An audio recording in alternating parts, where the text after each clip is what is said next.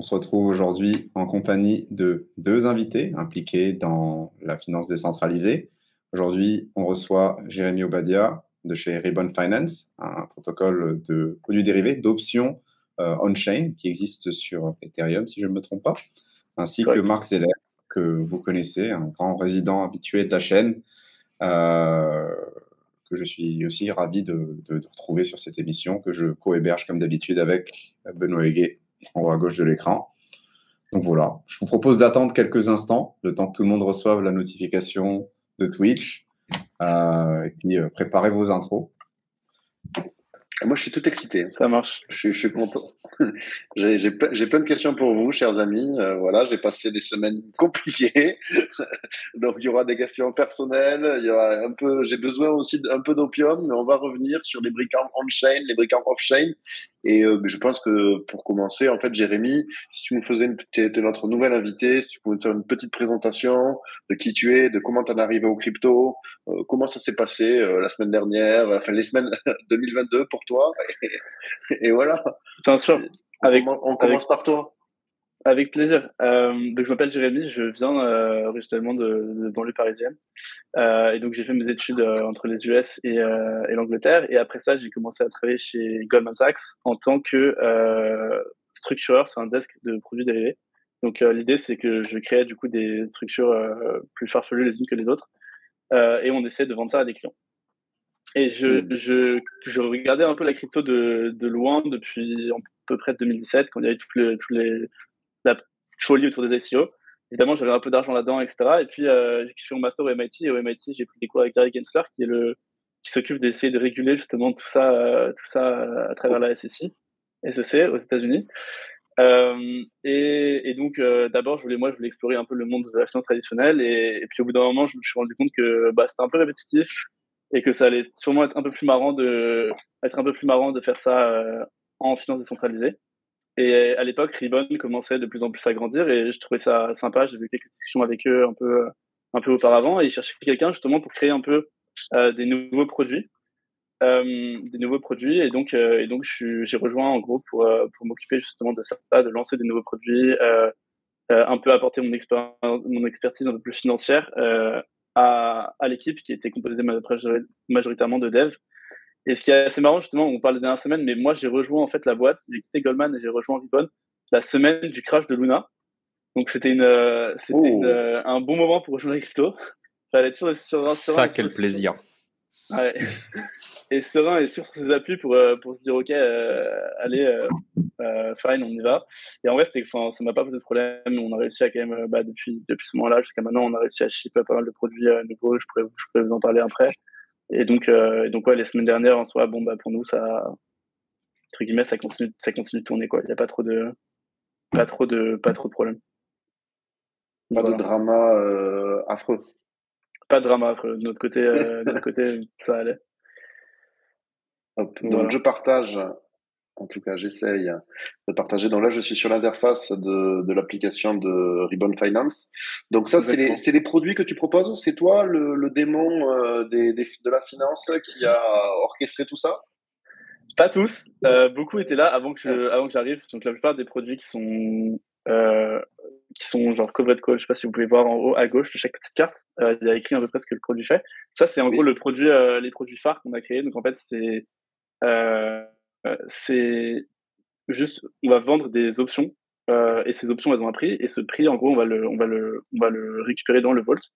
Et tant que Ethereum ne monte pas ou la crypto, par exemple la AVAX ou AV ne monte pas au-dessus d'un certain prix, les utilisateurs récupèrent justement ce premium chaque semaine et qui va être réinvesti chaque semaine. Et donc en fait, l'idée c'est que c'est en gros un pari que Ethereum ne va pas monter, enfin que une certaine crypto ne va pas monter au-dessus d'un certain prix.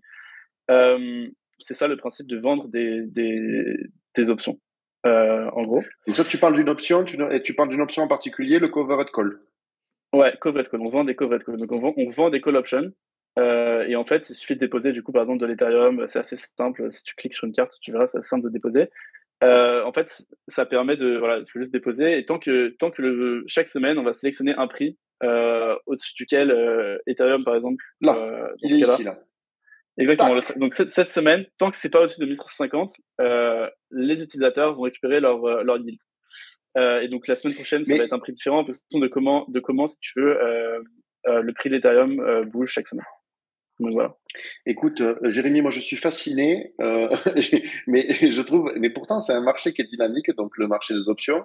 Donc je suppose qu'il y a des options d'achat, des options de vente. Donc exactement. Ok. À quoi ça sert les options en fait? C'est parce que c'est pour moi c'est un peu un jeu de con, mais je sais qu'il y a des utilités légitimes, c'est-à-dire que ça sert à faire de l'arbitrage. Je ne comprends pas très bien le principe des options, mais je sais que dans la finance c'est utilisé. Je crois que ça c'est utilisé pour de la couverture. Enfin, je veux dire, quel est l'intérêt légitime hormis la spéculation? Qui m'intéresse aussi grandement, hein, ne mentons pas, mais je veux dire, quel est l'intérêt légitime d'une option? Ça sert à quoi? En fait, ça dépend. Donc, il y a deux types, communément, dans les options simples, il y a deux types d'options. Il y a les calls qui permettent en gros d'acheter un sous-jacent, donc une crypto à un certain prix qui est le strike price. Et il y a les puts qui permettent du coup de vendre à un prix prédéterminé. Et en fait, les puts vont par exemple permettre si toi tu as, je sais pas, 10 000 Ethereum et tu as peur que le prix de l'Ethereum baisse, et dans le cas où il baisse, tu veux être sûr que tu vas pas perdre trop d'argent. Tu peux acheter un put qui te dit, en gros, qui va te protéger si le prix de l'Ethereum baisse. Donc ça va te permettre d'avoir une genre de couverture et donc en fait de vendre à un prix prédéterminé. Et donc effectivement, si par exemple tu dis ok, je veux vendre de l'Ether à $1000, tu achètes un put qui a un strike price qui est à 1000. Si demain l'Ether il tombe à 500, bah toi, je pourrais encore le vendre à 1000. Ouais, exactement. Donc en fait, tu vas pouvoir en gros réaliser la différence entre les deux comme profit, si tu veux. Donc ça, c'est les options, et c'est pour ça qu'il y a un marché d'options qui existe. En gros, tu perds toujours un petit peu pour jamais perdre beaucoup. C'est le principe des options.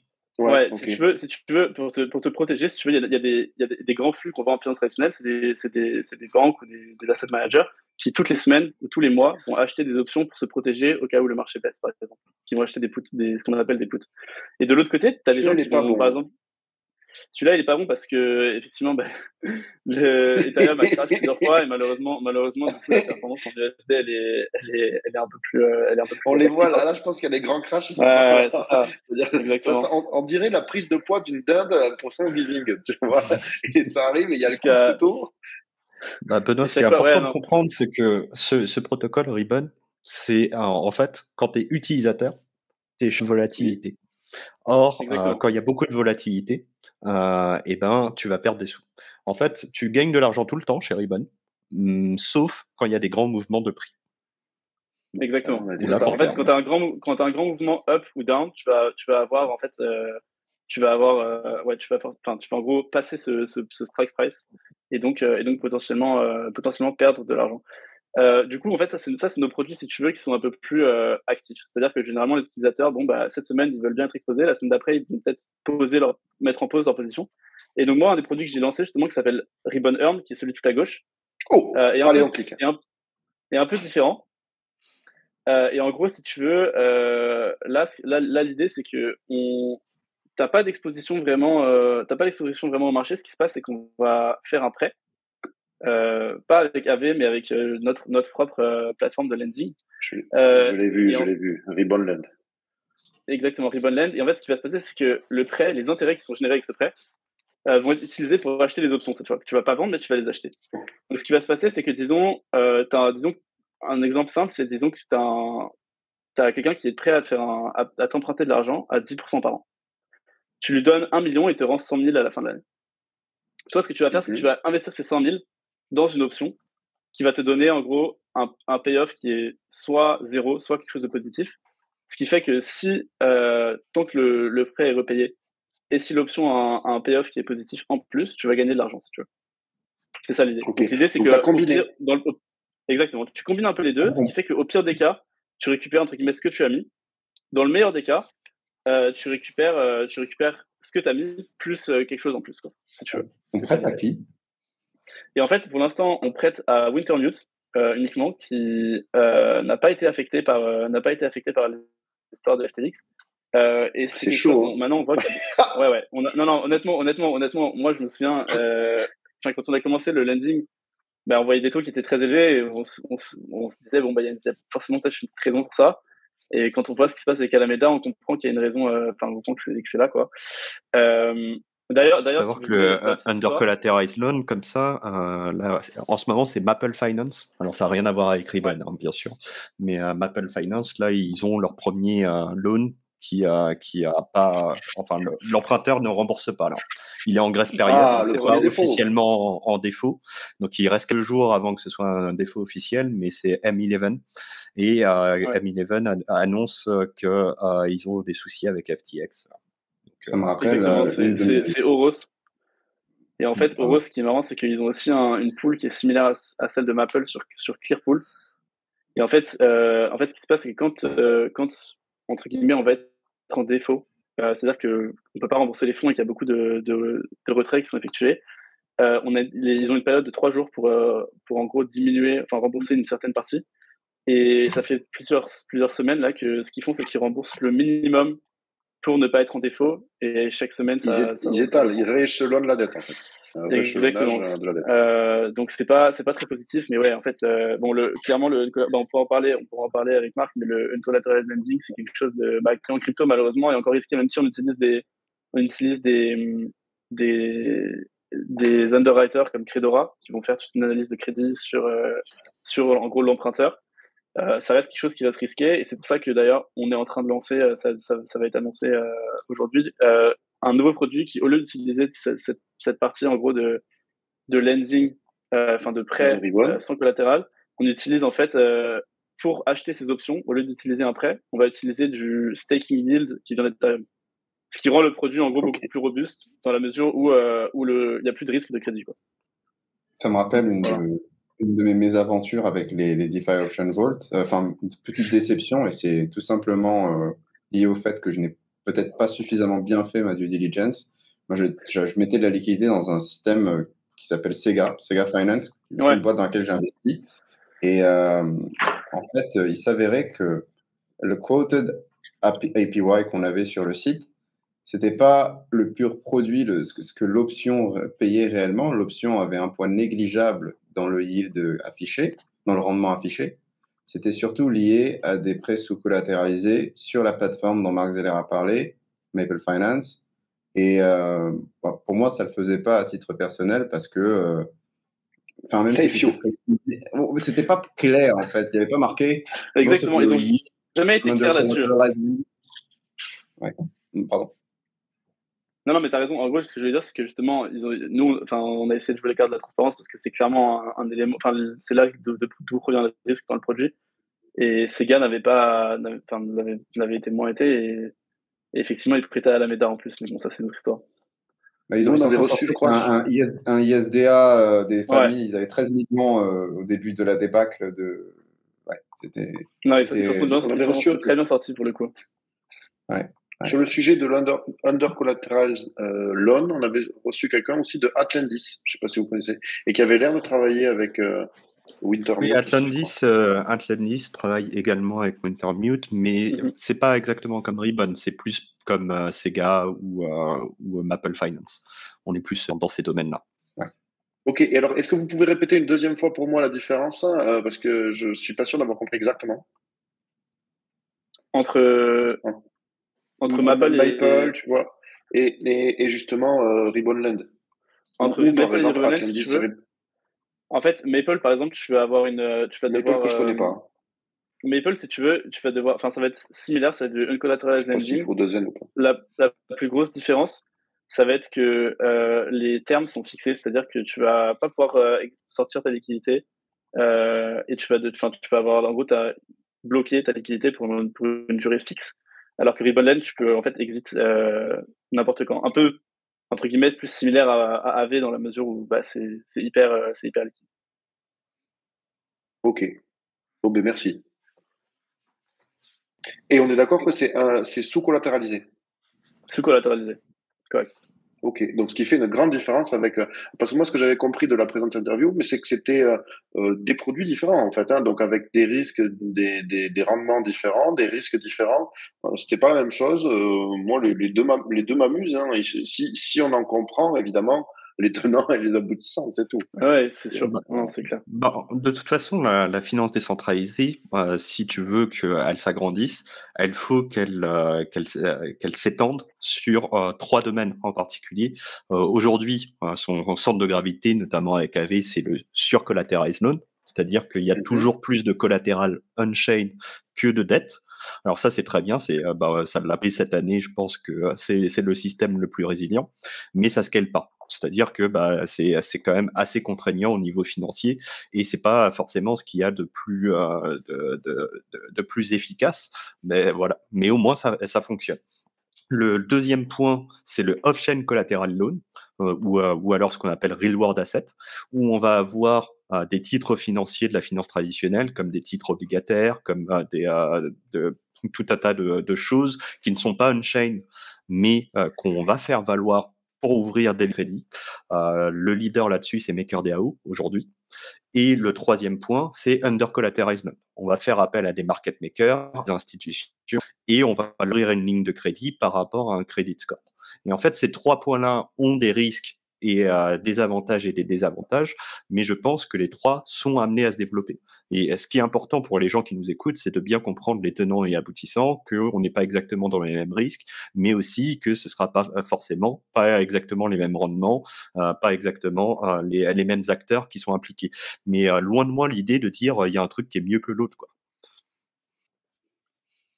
Mais écoute, merci pour ce point. Et en tout cas, pour moi, c'est un petit peu plus clair. Mais je reviens donc sur nos options. Alors, attendez, hop. Et donc là, de ce que j'ai compris, si on fait la boucle, c'est que celui-ci va emprunter en fait sur votre marché de lending qui est un marché sous collatéralisé et va réinvestir les intérêts dans ces produits-là. Dans des produits différents pour le coup. Ça va pas, parce que là, comme on disait, on vend des options, cette fois on achète des options. Ce qui fait que, en gros, le profil de risque est un peu différent. C'est celui qui est principal protected. Tout en bas. Ah! Exactement. Donc en fait, l'idée c'est que le principal que tu investis, tu es censé le récupérer à la fin du trade. Ah donc quand même, attends. Là je te mets moi de ce que j'ai compris de notre petite discussion, c'est que il est garanti dans la mesure où l'institution à qui on confie les fonds, Wintermute, ne fasse pas une sauvagerie, ne fasse pas défaut. Dinguerie. Exactement. Voilà, ok, d'accord. Ouais, c'est aussi pour ça que tu gagnes plus, Benoît. Comme il y a bien sûr, légèrement plus de risques, tu peux me prêter à moi, Benoît. Tu auras un bon yield. Oui, je peux prêter à la famille. Et quels sont les rendements? Tu peux me prêter un bitcoin, je t'en rends 2. J'ai vu la technique sur Twitter, il n'y a pas de souci. Je l'envoie par la poste, je l'imprime et Oui, non. Et quels sont les rendements escomptés? Ça dépend du coup pour les différents types de produits. Ceux qui vont avoir un peu moins de risques, par exemple, justement, comme les produits qui sont protégés, tu vas avoir entre 10 et 12% par an. Pour l'instant, on a réalisé presque 2% depuis à peu près 3 mois, on a réalisé à peu près 2%. Si tu vas dans performance, tu pourras voir à peu près comment ça va fonctionner. Si tu vas juste un peu à droite. Et sinon, pour le reste des vaults, généralement, ça c'est en gros ton profil de quand est-ce que tu gagnes, quand est-ce que tu perds de l'argent. Donc en fait, tu profites à peu près si Ethereum bouge d'un côté comme de l'autre, avec évidemment plus de bouge loin, sans arriver au point où ça redescend. Plus tu veux. Exactement. plus tu vas gagner. Et en termes de performance, on a réalisé un peu moins de 2%, depuis le début du Vault. Ok, bon, en tout cas, c'est très joli. Et c'est fait par des gens comme toi. C'est à maturité sur une semaine. Donc, exactement. Toutes les semaines, de la liquidité. Exactement. Et c'est là où tu dis un petit peu le 12, le 10-12, c'est sur vos backtests, c'est ce genre exactement. De truc. Exactement. Ok. Franchement, c'est intéressant. Il y a des produits d'assurance qui, même si je suis très sceptique quant au système comme Insurace ou autre, est-ce qu'il y a on voit apparaître des systèmes d'assurance pour protéger son son dépôt dans le vault, etc. On n'a pas vraiment ça pour les vaults de Ribbon, mais pour tout ce qui est Ribbonland, on a des fonds d'assurance, on met en place des fonds d'assurance qui serviront en cas de défaut, ce qui du coup peut servir pour ce produit-là exactement. Pour les autres produits, il y a du risque, clairement, il y a du risque de marché, et ça c'est quelque chose dont les en gros dépositaires sont conscients en fait. Quand on l'explique très clairement sur la description du produit. Et sur cela, du coup, les rendements peuvent être beaucoup plus élevés. On peut arriver sur du 20 à 25. Il y a des vols qui ont très bien performé. Je pense que Solana, le yield réalisé depuis moins d'un an est d'environ 13%, quelque chose comme ça. Donc, c'est déjà un peu plus élevé. Et toi, à titre personnel, quelle est ta stratégie dans tout ça? Toi qui maîtrises ces outils. Qu'est-ce que moi j'utilise personnellement? Je t'avoue que depuis quelques mois, je suis beaucoup plus dans le Vault Ribbon Earn parce que juste le marché, pour moi, ça a plus de sens de le trader là-dessus. Et justement, le nouveau Vault qu'on va lancer qui utilise du coup le yield de Lido pour acheter ces options, c'est quelque chose dans lequel je suis beaucoup plus, moi personnellement, bullish et je déposerai de l'argent que les autres. Historiquement, j'ai beaucoup été dans le put selling qui est le quatrième sur la première rangée. Celui-là. Mais ouais, c'est ça. Après, honnêtement, c'est surtout aussi parce que je roule pas beaucoup de genre AV, AVAX, ce genre de choses. Et du coup, je préfère tout ce qui est sur Ethereum. Ok. Voilà. Mais c'est intéressant. Et le prochain produit, donc, est-ce que tu peux. C'est celui ouais. où. Le prochain produit, c'est un produit en fait. C'est pas de l'emprunt. Ouais. C'est pas de l'emprunt, mais en fait, donc avec le stake Ethereum, qui est du coup issue par Lido, qui en gros permet d'obtenir du staking yield à chaque bloc. Donc en fait, on utilise ce yield là que je récupère sur une semaine pour acheter des options cette fois. Donc au lieu d'utiliser, disons que c'est par exemple le yield que tu as sur Lido est de 5% par an. C'est la même chose que c'est le même principe que le prêt. On va utiliser 5% pour acheter des options. Et on a pu voir sur nos backtests que historiquement ça outperforme Lido assez fortement. Ce qui du coup est assez intéressant parce que pour quelqu'un qui veut en gros obtenir du yield dénominé en Ethereum. Si tu veux stack de Ethereum, si tu veux accumuler d'Ethereum, c'est une bonne manière de le faire plutôt que juste de s'en remettre à Lido par exemple. C'est super intéressant parce que c'est une surcouche de Lido qui utilise en fait exactement. Avec les intérêts, voilà. Et en gros, tu gambles, mais sans gamble, mais tu prends des risques sur les intérêts, pas sur le principal. Tu prends des risques sur les intérêts dans le but de surperformer le rendement initial de Lido. Et ce qui est le cas. Ouais, c'est ça. Et je veux dire, dans le worst case, tu restes avec ton principal, qui est quand même très important. C'est pas mal, hein. Ouais. Franchement, c'est pas mal. Et quel serait le rendement escompté selon vos backtests? Là-dessus, on a pu voir, je pense que en fait, les datas, elles étaient depuis quand Lido, en gros, publie son APR sur Dune, c'était depuis avril 2021. Et depuis ce moment-là, Lido a retourné environ 7,9% en stake Ethereum. Et le produit a retourné 11,9% sur la même période. Okay. Donc, t'as un bon petit boost là-dessus, quoi. Voilà. Et ouais, ça sort ce soir si vous voulez regarder. Donc voilà. On a le droit. Ouais, c'est pas mal, ça, c'est un nouveau produit. Et je vois que les Volt ont des capacités qui n'ont pas l'air. Est-ce que tu nous parlerais un petit peu des volumes et des métriques et de l'engouement que tu observes Bien sûr. Quelques... En gros, on a des capacités parce que nous, derrière, évidemment, le risque, quand tu vends un call, il faut que quelqu'un l'achète. Et donc, il faut qu'on soit sûr qu'il y aura une liquidité derrière pour, entre guillemets, acheter ces options. Et donc, déjà, on est de loin les plus grands vendeurs d'options en crypto sur le marché. On a traité environ 11 milliards de notionnels depuis le lancement du produit, enfin le lancement du protocole. Donc, ça fait un bon moment. Et du coup, on veut être sûr que, en fait, si tu veux, plus tu vas avoir de volume, moins tu vas avoir des bons prix. Moins, en gros, les premiums que tu vas générer vont être conséquents, et on veut pas, en gros, affecter, tu vois, cette liquidité. Et donc on met des caps pour éviter, si tu veux, que si tu veux que les premiums baissent juste parce qu'on a trop d'options à vendre. Okay.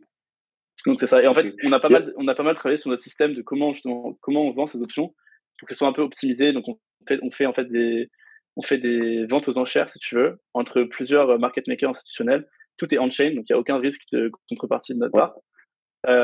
Et si tu veux, généralement pour les plus gros produits, par exemple if covered call, sur les choses où on a presque 7000 if dedans. Généralement, on va diviser la taille en deux et vendre en 2 batchs pour éviter que justement le prix baisse à cause de la taille. Et les instituts sont intéressés par ce genre de produit. Ouais, en fait, c'est la contrepartie. C'est eux la contrepartie. C'est eux qui en gros les vendent, si tu veux, les vendent à Ribbon, qui les vendent aux utilisateurs. Si tu veux, enfin, qui prennent l'autre côté du trade, si tu veux. Et en fait, on se rend pas compte, mais il y a le marché des options, c'est un des seuls marchés justement qui, malgré le bear market, ne s'est pas arrêté.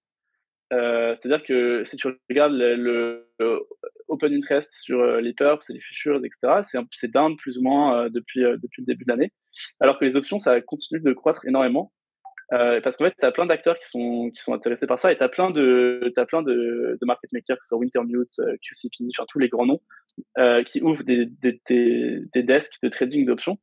Parce qu'en fait, si tu veux, les options, comme tu peux un peu jouer avec pour obtenir un peu le risk profile que tu veux, il y a toujours un peu un intérêt dans presque n'importe quelle market condition, si tu veux. Et donc, c'est quelque chose. Donc, en fait, ils sont très contents de pouvoir acheter des options chez nous, dans la mesure où on a énormément de flux, on en vend toutes les semaines, et du coup, si tu veux, ça fait de nous un peu les. On a une grosse part de marché sur là-dessus, quoi, si tu veux. Ok. Et de leur côté, quelle est la contrepartie? Qu'est-ce qu'ils gagnent? Eux, il y a différents. Généralement, soit de la liquidité pas cher. Un peu de ça. Non, mais surtout, en fait, généralement, c'est pour couvrir des positions qu'ils ont déjà. Il y en a qui, quand tu traites des options, je sais pas, quand Caroline était venue, je sais pas, c'est Caroline de Orbit Market, avec qui on traite pas mal. Ouais. Je sais pas si elle avait expliqué ça, mais en fait, il y a pas mal de manières de hedger une option qui fait qu'au lieu d'être, tu es exposé juste à la volatilité du token, donc combien Ethereum bouge, et ils peuvent gagner de l'argent juste en faisant ça, par exemple, juste en pariant en fait sur combien Ethereum va bouger. Donc, il y a différentes stratégies qu'ils adoptent, mais généralement, c'est pour couvrir des positions qui existent déjà. Revendre, par exemple, parfois le risque à des fonds derrière, genre des family office, des hedge funds, etc., qui traitent ça. En Asie, c'est assez populaire. Ou alors pour se hedger directement. Voilà. Ok, et donc ils ont ce besoin-là, et ici, en fait, il y a des clients qui, eux, achètent les options. C'est-à-dire que nous, finalement, c'est des gros acteurs qui les fournissent, et nous qui les achetons. C'est exact. Les clients de Ribbon les vendent, et ces personnes-là les achètent, si tu veux. Donc, voilà. Ok. Oui, bon, c'était l'inverse, mais ok. Ouais, en gros, c'est ça. C'est le flux est correct. C'est super intéressant. Moi, j'avais déjà joué donc un peu à titre personnel avec Avalanche. En plus, j'avais eu la chance du débutant, c'est-à-dire que j'étais sorti avant les troubles, donc ce qui me remplissait de joie parce que les rendements étaient bons et je ne réalisais pas nécessairement, voilà, parce que c'était comme tu disais, il y a des risques. Je jouerai certainement à titre personnel avec celui-ci. Et celui d'Ethereum m'intéresse parce qu'évidemment, c'est la course au rendement. Donc, c'est quelque chose de produire du yield, c'est quand même quelque chose qui est intéressant. Donc, sur un truc qui est couvert, enfin, bon, moi, ça m'amuse, ça fait partie. Après, ça n'engage que moi, bien sûr. Il faut bien rappeler aux gens les risques, c'est-à-dire le produit Earn, qui a été créé par Jérémy, il est dans un profil de risque beaucoup moins élevé, mis à part la contrepartie institutionnelle. On sait que on a vécu des moments un petit peu temps fort en ce moment sur cette partie-là, mais généralement un acteur comme Wintermute, ils sont relativement sérieux. Sur la partie des options, des ventes d'options, faut rappeler aux gens que en fait ce que vous faites, on l'a déjà dit, vous shortez la volatilité. C'est-à-dire que dans la classe d'actifs la plus volatile du monde, vous faites le pari que ce ne sera pas trop volatile. Donc, ayez bien ça en tête, c'est-à-dire que Ribbon, c'est un super produit, c'est vraiment bien, et vous allez gagner de l'argent la plupart du temps, mais il y a forcément quelques semaines dans l'année où vous n'allez pas gagner de l'argent, voire vous allez en perdre.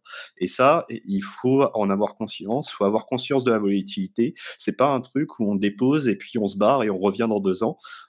Sur certaines périodes de marché, comme par exemple ce mois-ci, je pense qu'il y a beaucoup de Volt qui ont pris un petit coup parce que l'Ether est passé de $1 600 à 1000.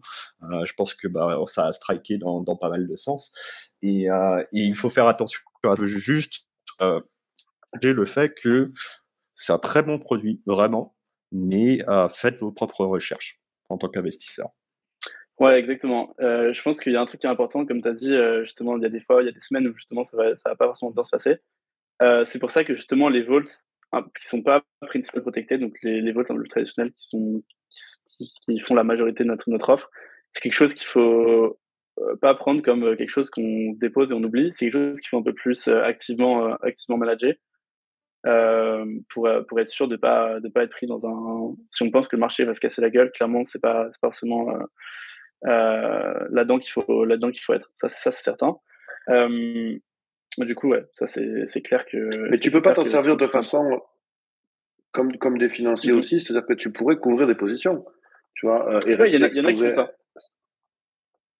Ça serait la façon adulte de se servir de ces produits, ce qui n'est pas forcément toujours mon cas, mais. Il y en a ce qu'ils font, c'est que si par exemple ils savent qu'ils sont short un call dans le Vault, et que cette semaine par exemple ils ont oublié par exemple de mettre en pause ou quoi que ce soit, parce que c'est quelque chose qu'on peut faire seulement avant le vendredi. Le vendredi, c'est le jour où le Vault va roller la position. On peut par exemple aller sur Deribit, sur des échanges qui vendent des options, on peut acheter des options pour couvrir en gros, avoir l'exposition inverse, pour être sûr d'être en gros d'être flat quoi sur ça. C'est un peu plus compliqué, mais c'est clair que c'est des produits qui ont quand même des risques. Il faut en être conscient. Il y a certains Volt qui ont eu des losses assez conséquentes si on regarde le put selling par exemple. Donc voilà, on essaie d'être un peu plus transparent là-dessus, en plus de évidemment les API number API number qui en gros entre guillemets attire toujours l'œil.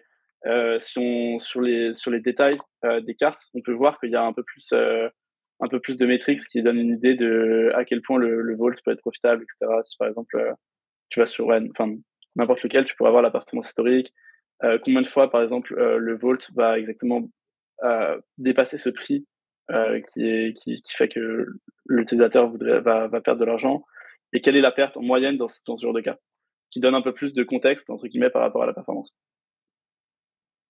Ok, vous avez un token? Je crois que oui. On a un token. Est-ce qu'il y a des tokens? On a un token. Alors, un peu de tokenomics, comment ça se passe?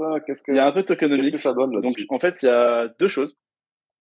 Première chose, comme on est un des protocoles qui génère pas mal de revenus, si on stake notre token sur notre site, on va pouvoir, on redistribue en gros 50% de notre protocole revenue au staker. Donc, ok, d'accord. Ça, c'est un petit peu comme du sushi, c'est un classique de. Ok, il y en a. Ouais. Du coup, ça va permettre d'en gros participer aux revenus qu'on génère à hauteur de redistribuer 50%. En gros, chaque semaine, ça va être redistribué. Et en plus de ça. Benoît, vire-moi ce CoinMarketCap et va sur CoinGecko. Ah, c'est vrai que t'aimes pas ça, toi. Non, mais pas en ma présence. Not under my watch. Tu veux un CoinGecko? Allez hop, CoinGecko tout de suite. Oui. Et en plus de ça, quand on investit dans des vaults, si on stake les vault shares, parce qu'en fait, concrètement, ce qui se passe derrière au niveau du contrat, c'est que quand quelqu'un investit dans un vault, on va lui issue des vault shares, donc ça représente en gros des parts dans le produit. Si on stake ces dernières, il fait une sale année. Ouais. Pardon, excuse-moi. Si on stake ces vault shares, on va pouvoir récupérer du RBN, donc notre propre token, à hauteur de. En fait, si tu cliques par exemple, normalement tu passes Total Projected Yield. Si tu cliques si tu mets ton curseur sur le petit Y. Si tu descends juste en dessous tu vois le 7.36? Oui. En gros, si tu vois juste Total Projected Yield, juste un peu à droite, t'as ça. Et tu peux voir en gros le Vault Yield et le Base Staking Yield. C'est en gros le Vault le yield que tu vas recevoir en Ribbon, donc notre token. Oui. En plus de ça, si tu stakes les shares. En gros, si donc tu là, stakes comme les parts que tu as dans les. Si par exemple, ouais, voilà, tu vois, là, tu récupères 2% de plus. Je pense que c'est sur, si tu descends un peu sur RIF, tu vas récupérer beaucoup plus, par exemple.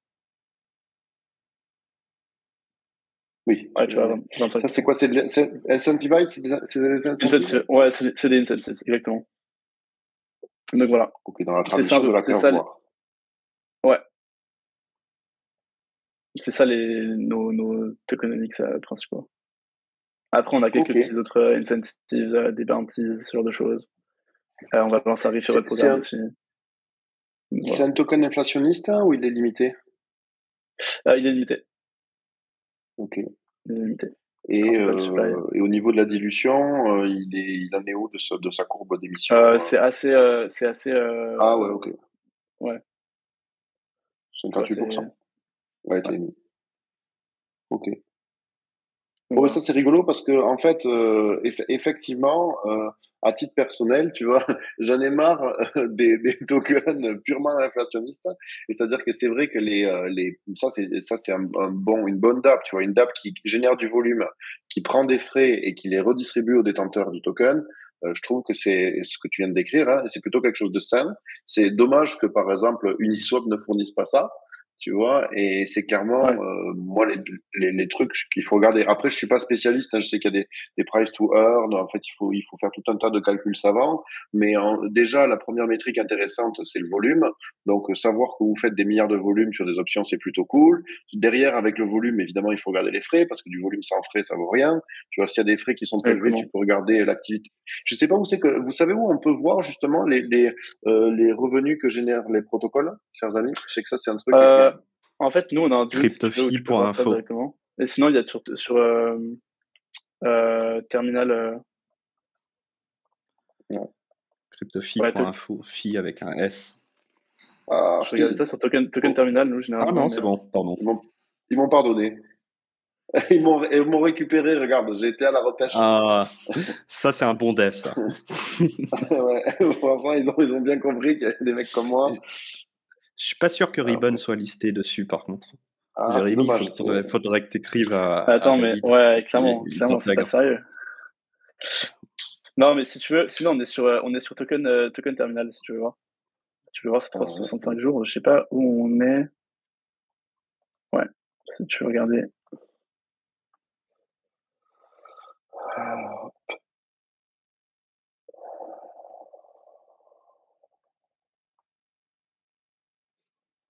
Alors, je sais pas comment ça, enfin, je m'en sers très peu, mais ce que je sais en plus que c'est un bon.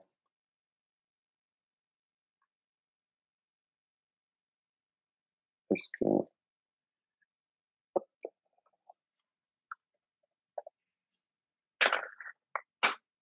Ouais, je sais pas si tu vois. Alors. Fizz, ben tu vois, déjà c'est pas mal. Donc en fait, c'est ici qu'on a le. C'est ça, je suppose, c'est ce que vous prenez?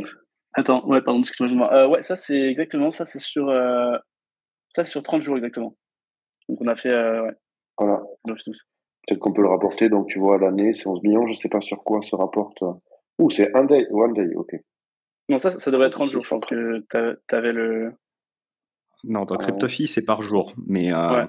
Sur Token Terminal, c'est 30 jours. Token Terminal, c'est 30 jours. Ok, bon. Ouais, ça oblige à faire des calculs. Non, mais ça fait, ouais, en gros, c'est sûr. Ouais.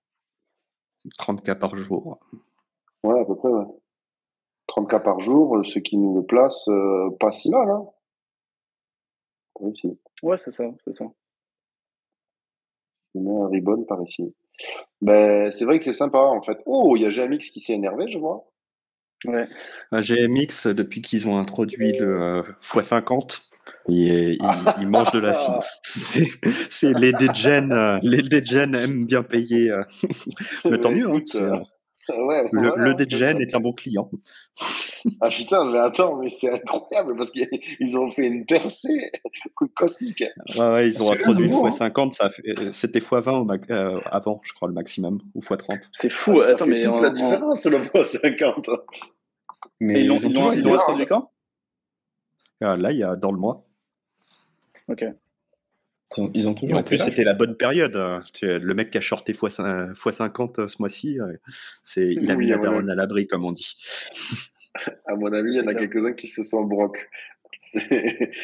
Avec le levier, parce qu'il paraît que dans les causes en fait de perte sur les, c'est justement le levier. Le levier fait partie des causes. Il y a le montant engagé, c'est-à-dire que moins on mise, plus on a tendance à faire n'importe quoi, plus on prend de levier, plus on a tendance à perdre. Je sais plus, il y en avait une troisième qui était sympa. Ah oui, c'était la temporalité de placement, c'est-à-dire que plus on veut, plus on est dans le court terme et plus on se perd. Donc si tu fais levier Moi, je suis pas max, d'accord avec toi, hein. Si tu veux être millionnaire, il faut faire du levier.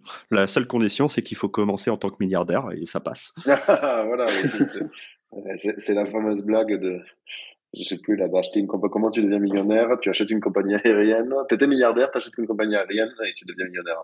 Ouais, c'est pareil avec le levier. Bon, ben écoutez, Ouais. moi ça m'a plu, hein. Ça m'a plu. Franchement, on regarde la sortie aujourd'hui du nouveau produit avec grand intérêt. Et moi, de toute façon, je ne comprends que ce dans quoi je mets, quand je comprends hein, d'ailleurs, que ce dans quoi je mise. Donc, je m'amuserai certainement avec à titre perso et certainement plus sur les stratégies peu risquées parce qu'en ce moment, je suis effectivement assez averse au risque. Voilà. Ouais, c'est clair. C'est clair, c'est clair.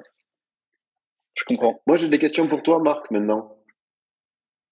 Si vous me permettez, enfin Jérémy, hein, je vais C'est pas à mon tour de passer au gris. Allez, let's oui. go. Non, mais justement, on en parlait en off, et donc il y a eu une actualité AAV bien musclée. Donc il y a eu une attaque, une tentative d'attaque, un coup d'épée dans l'eau, enfin peu importe, de Avi Anzeiberg, c'est-à-dire que c'est un monsieur qui avait des dizaines, voire des centaines de millions, qu'il avait lui-même déjà volé à d'autres protocoles, et il a tenté de les mettre à profit, c'est-à-dire que de venir vous emmerder sur AAV et sur Curve. Est-ce que tu nous ferais un petit résumé? Je le résume très mal, parce que j'ai pas suivi Alors, cette je fais campagne. un résumé très rapide parce que c'est un sujet qui a Oui. été très largement couvert sur les réseaux sociaux. Mais en gros, il y a Avraham Eisenberg, qui est la personne que tu as décrit, qui s'est fait connaître en étant le hacker, entre guillemets, même si c'est pas un hack, hein, ce qu'il fait. Lui, c'est pas un développeur, ce mec. C'est quelqu'un qui fait des exploits financiers. C'est-à-dire, il va manipuler les marchés et à son profit. Et donc, sur un marché sur Solana, Mango Market, il avait réussi à récupérer l'équivalent de 50 millions de dollars. Et il a essayé par la suite. Il a aussi été impliqué dans d'autres DAO où il a réussi à prendre quelques fonds. On parle en millions, bien sûr. Et en fait, AV, ça n'a pas vraiment été le sujet de son attaque. C'était une attaque plutôt économique, puisque lui, c'est ce qu'il fait. C'est-à-dire, c'est pas un développeur. Il a attaqué les bonne chance pour le faire. Mais en fait, il a tenté une attaque contre le fondateur de Curve, qui avait une position et qui a toujours une position énorme sur AV avec le token CRV. Et il a tenté un short de plusieurs dizaines de millions de dollars, 65 millions de dollars au plus haut sur le CRV, dans le but de liquider ce fondateur de Curve, Michael, afin de créer une énorme liquidation sur AV et donc a impacté très négativement le cours du token CRV. Et comme sa dette était de plusieurs dizaines de millions de dollars en CRV, son but c'était de racheter sa dette contre rien du tout, gagner de l'argent en faisant un short sur le CRV, éventuellement un short sur le token AV également. Et repartir avec quelques dizaines de millions en plus. Malheureusement, ça s'est pas vraiment passé comme ça pour lui. Ça a bien commencé, c'est-à-dire il a ouvert son short, le token CRV était à 60 centimes. Il a réussi à le descendre jusqu'à 40 centimes en prenant d'énormes positions. On parle de plusieurs dizaines de millions, avec des grosses ventes sur un token qui est relativement liquide, le CRV, mais pas tant que ça, notamment on-chain. Et faire des ventes sur la plateforme OKEx centralisée. Et du coup, c'est descendu jusqu'à 40 et ça a un petit peu fait du bruit, etc. Et le token est allé en fait dans l'autre sens. Il y a eu ce qu'on appelle un short squeeze. Donc, et en fait, le prédateur est devenu la proie et le token CRV est remonté à 60 centimes, 70 centimes et même 75 centimes sur cette journée-là, provoquant la liquidation de Avi Abraham. Et et selon nos estimations, qui peuvent pas être 100% sûres, puisqu'on n'a pas de la vision sur toutes ces actions qui sont faites sur des échanges centralisés, sa perte optimiste, elle est entre 10 et 15 millions de dollars là-dessus. Mais sa position était tellement énorme que 95% des liquidations ont eu lieu sur AV, mais 5% de sa position est restée excédentaire, ce qui correspond à 2,54 millions de CRV, soit environ 1,5 million de dollars à peu près au cours actuel, plus ou moins. Et du coup, AV, le protocole s'est retrouvé avec une dette excédentaire qui est en cours de résolution par la gouvernance. Il y a une AIP qui est en cours. Et ça a aussi amené pas mal de modifications sur la manière dont le risque est géré sur AV, puisqu'on n'avait jamais...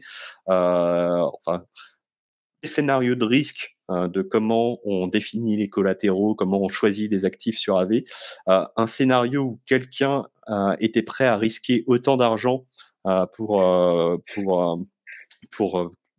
un résultat qui est pas forcément positif, c'était pas forcément dans les scénarios les plus probables. Et du coup, on n'avait pas anticipé que quelqu'un serait prêt à perdre jusqu'à 15 millions et plus pour tenter de gagner de l'argent. Et donc, il fait des stress tests. C'est un excellent stress test de notre ami Avi. Du point de vue du AV protocole, c'est un excellent stress test, puisque en fait, il y a 4 grandes lignes de défense chez AV. La première, c'est les liquidations, celle qui a toujours marché jusqu'à cette semaine. C'est-à-dire que en fait, les positions sont surcollatérisées, donc il y a toujours plus de collatéral que de dette. Et en fait, n'importe qui peut liquider des positions, en fait, repayer la dette en lieu et place de l'emprunteur, en échange de prendre du collatéral en dessous du prix du marché ou au-dessus du prix du marché selon la position, et en fait gagner la différence entre les deux. C'est ce qu'on appelle le liquidation bonus. Ça, c'est ultra efficace, et on est dans un marché ultra efficace sur Ethereum là-dessus, et ça a marché jusqu'ici. La deuxième ligne de défense, c'est la DAO trésorerie. C'est-à-dire qu'il y a des frais qui sont engrangés sur le protocole. Toute personne qui emprunte sur AV paye des intérêts. Une partie de ces intérêts, c'est ce qu'on appelle le reserve factor, va directement dans la DAO. C'est le chiffre que vous voyez là. Ça, c'est ce que gagne la DAO tous les jours. Donc, c'est environ 170 000 dollars à peu près par jour. Il y a une partie de ça qui a... Enfin, c'est pas exactement ce chiffre-là, mais on est dans ces eaux-là. Et la troisième ligne de défense, c'est le safety module. C'est les gens qui stake du AV. Donc, dans la partie stake, là, il y a 200 millions. Et si tout échoue, la quatrième ligne de défense, c'est une bonding curve qui va créer une inflation sur le AV. Le AV n'a pas du tout d'inflation, puisque c'est un supply fixe. Mais si tout le reste a échoué, il y aura une bonding curve qui créera des AV et les vendra à ceux qui tenteront de les utiliser dans certaines limites. Le but, c'est de pas de faire Terra Luna et de créer 1000 milliards d'AV, mais de manière... Là, on est déjà dans une catastrophe où le trou fait plus de 300 millions de dollars. Donc, a priori, on n'en est pas là. Mais voilà, cette semaine, en fait, plutôt la semaine dernière, on a testé pour la première fois la deuxième ligne de défense. Et pour l'instant, elle a fonctionné. La trésorerie. Donc la trésorerie va... Qui a combien, t'as dit ? À combien elle est, la trésorerie ? Là, on est aux alentours de 30 millions sur la trésorerie, qui est essentiellement du stablecoin. Donc c'est essentiellement de l'USDC, de l'USDT, du DAI, il y a de l'Ether et après un petit peu des autres tokens. Mais voilà, c'est essentiellement ça. Et donc voilà. Donc les utilisateurs d'AV n'ont pas perdu de sous. Oui. Marc, je te remercie, c'est très clair. Alors, je vois qu'il y a des gens qui font remarquer que, mais là, je fais référence à la conversation qu'on a eue justement en off et tu en parlais. Donc, au fait que il y avait des spéculations sur le fait que Heisenberg aurait pu par ailleurs prendre des positions sur les marchés et notamment sur le CRV, donc en short, en long, en peu importe. Et tu disais que c'était des marchés, donc tu me reprendras si je traduis mal, mais c'est quand même des marchés qui sont liquides, mais pas tant que ça sur les places de marché centralisées. Et que donc, si quelqu'un prend des positions de nature à couvrir les pertes qu'il est en train de faire on-chain, ce sont donc des pertes que tu dis qui sont on-chain, en tout cas aux alentours de 10-15 millions. Donc, si tu veux te couvrir sur ça, il faut prendre des positions qui sont de cet ordre-là. En fait, ça va nettement impacter le funding rate sur les places de marché centralisées. Et ça, c'est quelque chose. Voilà. Et ça, c'est quelque chose qui peut être observé, que vous avez regardé, et le funding rate n'a pas nécessairement explosé sur les différentes places de marché centralisées. Je suppose que vous avez regardé OKEx, là où il avait l'air actif. Je sais pas exactement. Oui, mais aussi toutes les plateformes, notamment Binance, etc. Et en fait, nous, on a vraiment cru à ce scénario-là que, en fait, c'était un bait Et une partie de la communauté a cru à ce scénario-là qu'en fait, il a jamais vraiment voulu liquider Michael et que en fait, il voulait faire pumper le prix du CRV. Mais l'analyse de la donnée sur à part s'il a accès à des fonds OTC, mais vu que c'est un criminel, c'est compliqué que des institutions lui filent du pognon pour ouvrir les positions. Enfin, je vois pas trop quel market maker ferait ça. Mais a priori, les courbes de taux d'intérêt sur la finance centralisée n'indiquent pas qu'il aurait été capable de couvrir sa position entièrement, voire de générer un profit. Les scénarios les plus optimistes, c'est qu'il a couvert ses pertes et que la perte sèche, elle se retrouve entre 10 et 15 millions.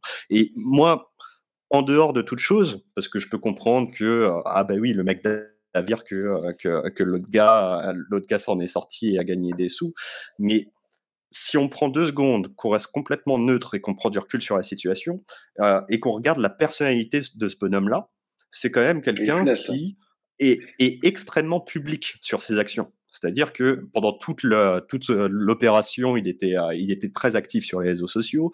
Après Mango Market, il a écrit un article qui est encore disponible où il dit comment j'ai fait des millions en exploitant des protocoles.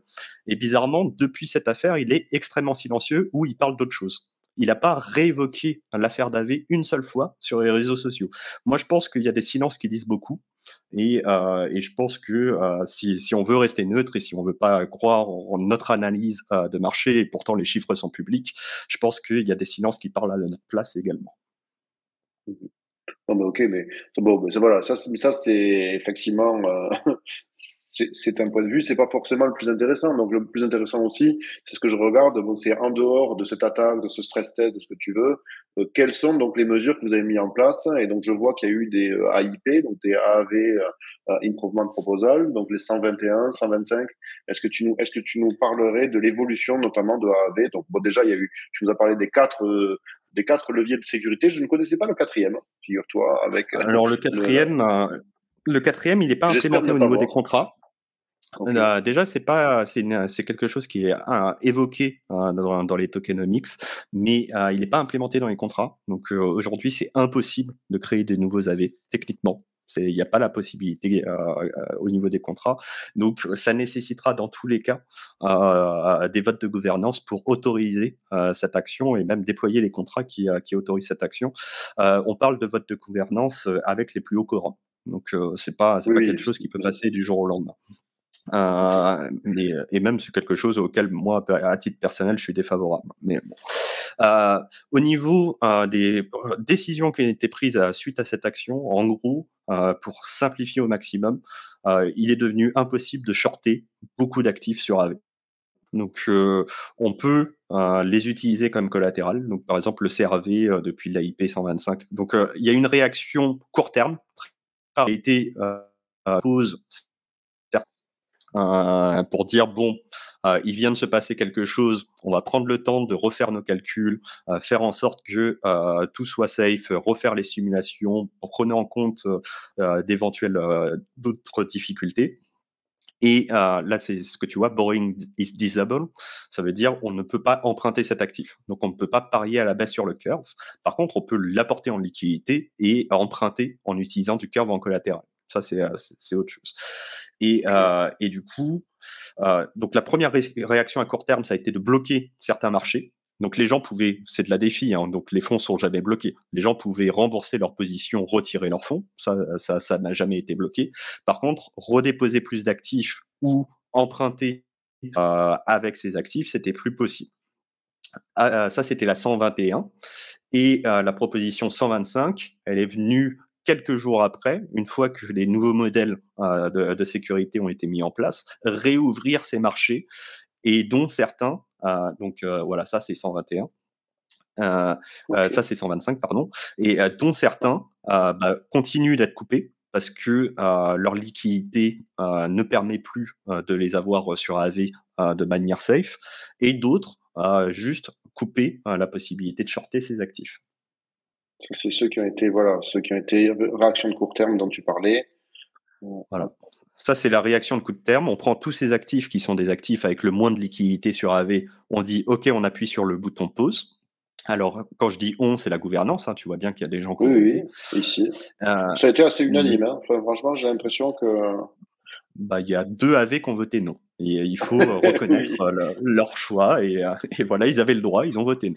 Mais effectivement, le reste a voté oui. Et ensuite... réouvrir les vannes, réouvrir des vannes sur certains actifs. Et en fait, qu'est-ce qu'il y a eu entre les 125 en fait, il y a eu sur d'autres marchés. Voilà, donc ça c'est avant, ça c'est court terme et ça c'est après. Exactement. Donc par exemple, le Renfield, c'est un actif qui va valoir 0. D'ailleurs, si vous avez du Renfield, il faut le burn, je crois, qu'on se débarrasser du fil. Mais voilà, il faut s'en débarrasser parce que je crois que dans moins de 15 jours, ça vaut 0. Donc, parce que Rennes a arrêté. C'est un autre alpha. Ça, c'est un anti-alpha, mais qui a quand même de la valeur. Merci. C'est Alameda qui avait acheté Rennes, donc c'est pas étonnant. Voilà. Ça avait acheté l'équipe de développement, je crois. Ouais, exactement. Donc, tous les Rennes BTC, Renfield, ça vaut 0 hein, maintenant. Enfin, pas maintenant, mais dans quelques jours, ça vaudra 0, puisque ça s'arrête. Et donc, c'est ce qui a le moins de liquidité. Et puis voilà, donc ça reprendra pas. Xsushi aussi, pour des raisons de liquidité, ça a été coupé. Mais par exemple, des stablecoins comme LUSD, SUSD, le One Inch Token, le CRV, qui sont quand même des tokens qui ont une certaine liquidité, etc. On peut plus les shorter, mais ou alors on peut plus les utiliser comme collatéral, mais ça réouvre. Donc ça a permis aussi de faire le tri sur des actifs qui étaient sur AV depuis plus de 2 ans et dont certains ont plus forcément une place importante qu'ils avaient il y a 2 ans. Par exemple, le 0x token, ils ont toute mon affection, mais c'est vrai que c'est un token qui a fait moins 99% en termes de capitalisation et volume. Il n'a plus vraiment la place qu'il avait en 2019 ou 2020. C'est très intéressant. Écoute, alors moi j'ai des questions subsidiaires du coup. C'était dans mes questions subsidiaires, donc tu as répondu. Ah si, si quand même, la suite des événements, il y a une V3 aussi. Attends, est-ce que on en est alors la V3 est présente sur tous les marchés. En fait, tout ce qui s'est passé là, c'est impossible que ça arrive sur la V3 puisque la V3 introduit des caps sur les dépôts et les emprunts. Donc, on peut plus ouvrir des positions virtuellement illimitées sur AV en termes de taille. Et donc, on peut limiter par actif la taille maximum des positions par marché. Et donc, toute la stratégie de AVI, c'est-à-dire ouvrir une position de 60 millions de dollars sur un actif qui n'a pas forcément la liquidité qui le permet, ça devient impossible. Donc la V3 est disponible sur tous les autres marchés d'AV, toutes les autres blockchains, Polygon, Avalanche, Optimism, Arbitrum. Ah oui. Mais pas encore sur Ethereum. Les audits sont en cours et il y a de très fortes chances que la V3 arrive avant la fin de l'année. Il nous reste un mois avant que je me trompe. Mais a priori, les audits, les rapports d'audit sont attendus cette semaine. Et s'il n'y a pas de trucs qui font peur dans les rapports d'audit, ça passera en vote et en déploiement.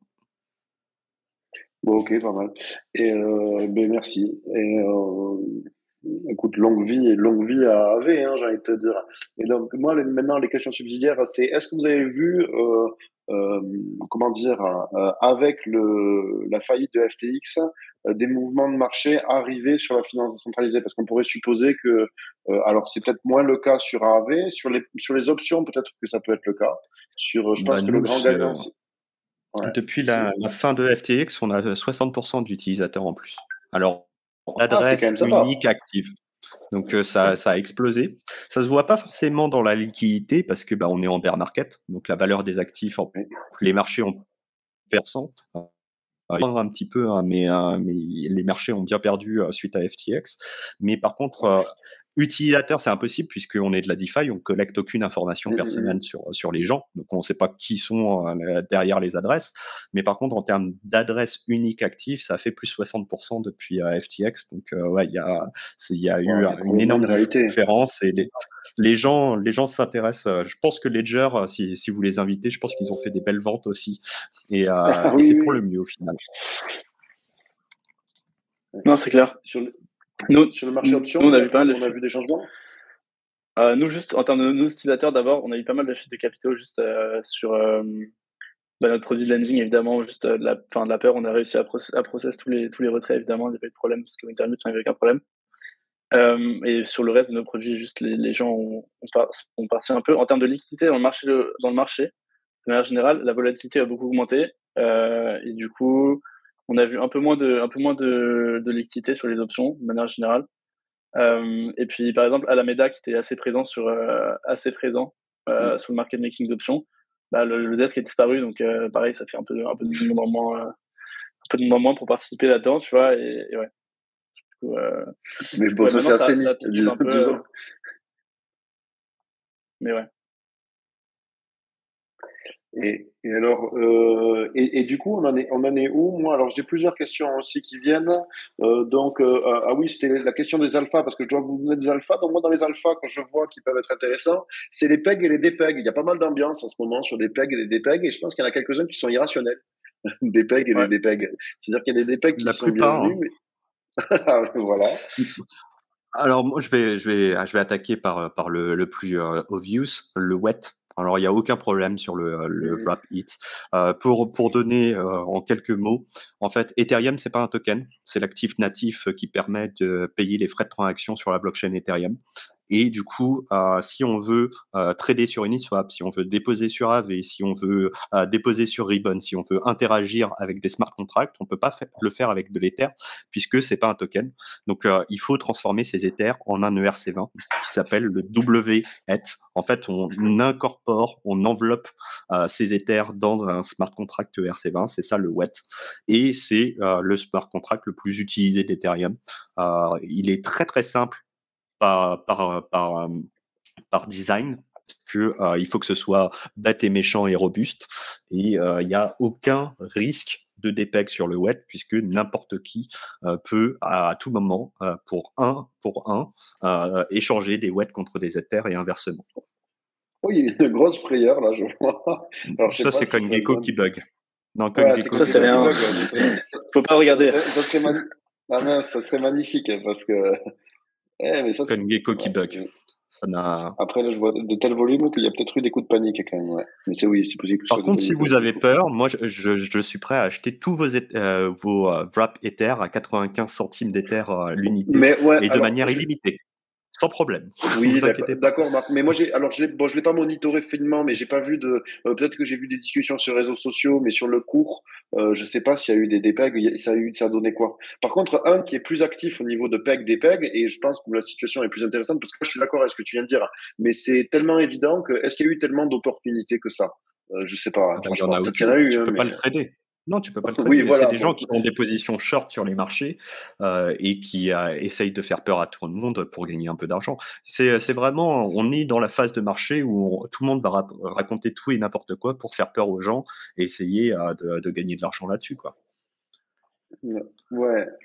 Alors attends, il y aura des questions aussi dans le chat. Je vais prendre des questions dans le chat, mais après moi, sur ces histoires de PEG et de DPEG, il y en a un qui est plus sympa, c'est le STETH, où il n'y a pas vraiment un PEG normal, mais il y a une valeur qui devrait tendre vers un ETH. Est-ce que tu nous ferais un petit brief sur ça? Je pense qu'il y a peut-être eu des opportunités. Je crois qu'il était à 0,94 il n'y a pas longtemps. Ouais, le plus bas, c'était pendant l'histoire Triaro Capital Terra.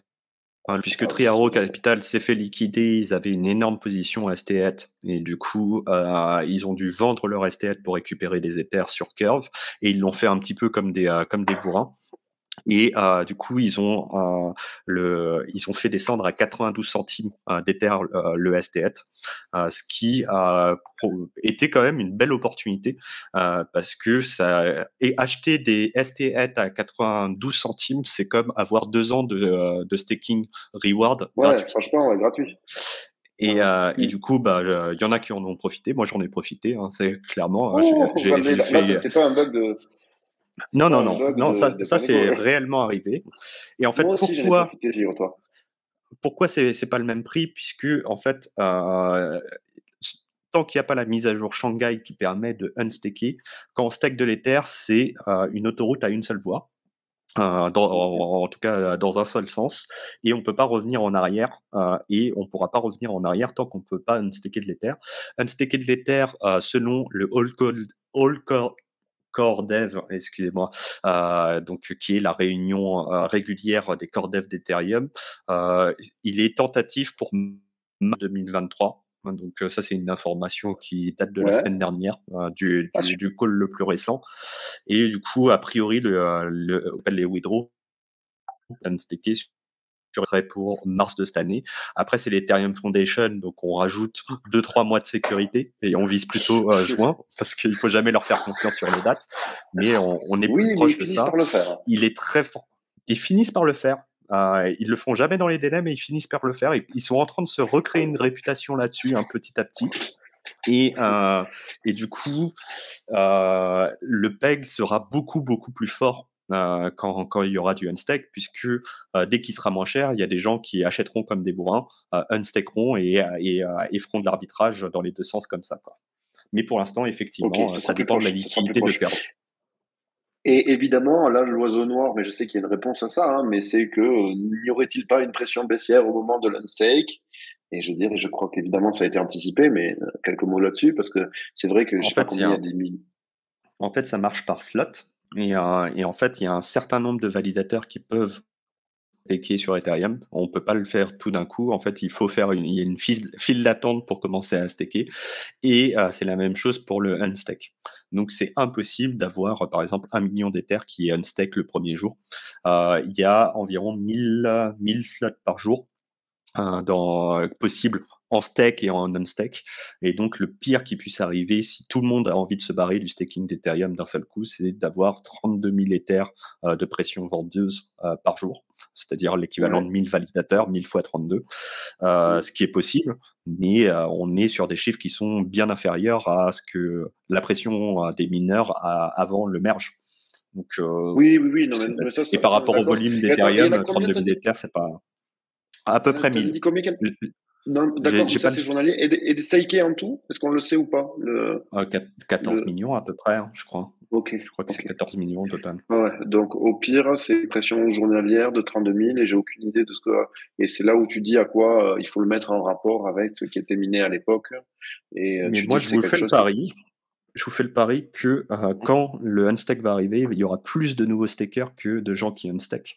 Parce qu'en fait, il y a plein de gens qui ne stackent pas parce qu'il y a cette incertitude de je sais pas quand est-ce que je pourrais, etc. Mais c'est mon cas. Et qui sont, c'est clairement mon cas. Et qui sont pour l'instant sur le banc de touche, parce qu'ils se disent prendre ce risque-là pour gagner 5%, je m'en fous un peu.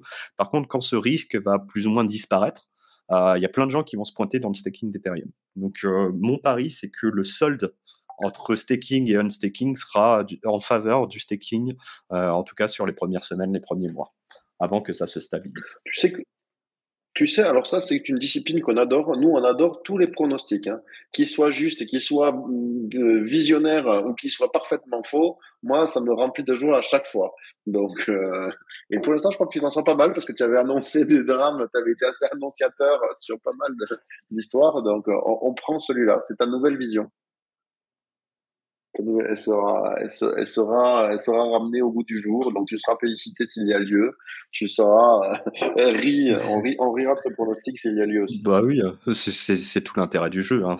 Moi, ce que je dis, c'est que quand on fait des prévisions, soit on a raison, soit on apprend. Mais on est toujours gagnant.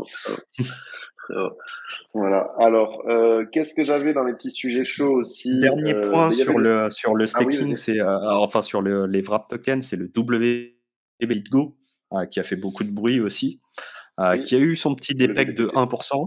Alors 1%, bon, est-ce que bon, mais voilà. En tout cas, il a fait beaucoup de bruit sur les réseaux sociaux. Alors pourquoi? Parce que l'un des plus grands marchands en volume de BitGo sur le WBTC, il s'appelait Alameda. Donc les gens, ils se sont dit oh là là, c'est FTX, ils ont volé tous les bitcoins, machin, les conneries de réseaux sociaux. Sauf qu'il y a deux choses qu'il faut prendre en compte. La première chose, c'est que Bitcoin utilise Proof of Reserve. donc de Chainlink. Donc on sait toujours combien il y a de Bitcoin derrière chaque WBTC. Et quand on fait le travail d'aller vérifier, on se rend compte qu'en fait il y a plus de Bitcoin que de WBTC. En fait, le WBTC est excédentaire. Donc si les marchés étaient parfaitement efficients, il vaut un petit peu plus d'un Bitcoin. Alors pourquoi il est excédentaire? C'est parce que Alameda, qui est merchant, en fait quand on est merchant chez BitGo, on est un intermédiaire, c'est-à-dire qu'on a l'autorisation de traiter en tant qu'institution. Alameda était une institution, elle l'est toujours, mais une institution en faillite, de recevoir des bitcoins pour des clients et envoyer ces bitcoins à BitGo pour qu'ils créent des WBTC et les envoient aux clients et inversement. Et en fait, les dernières demandes de Alameda de minting, c'est-à-dire ils ont reçu ils les ont envoyés à BitGo et BitGo devait créer des WBTC pour les envoyer aux clients, n'ont pas été honorés par BitGo parce qu'on est en procédure de liquidation judiciaire. Et du coup, pour des raisons légales, BitGo ne peut pas envoyer l'argent à SPF pour qu'il se barre avec, mais est obligé d'attendre qu'un liquidateur repreneur ou la personne qui fait la liquidation judiciaire se manifeste et dise « Ok, je suis la nouvelle entité qui prend en charge la structure Alameda / FTX, etc.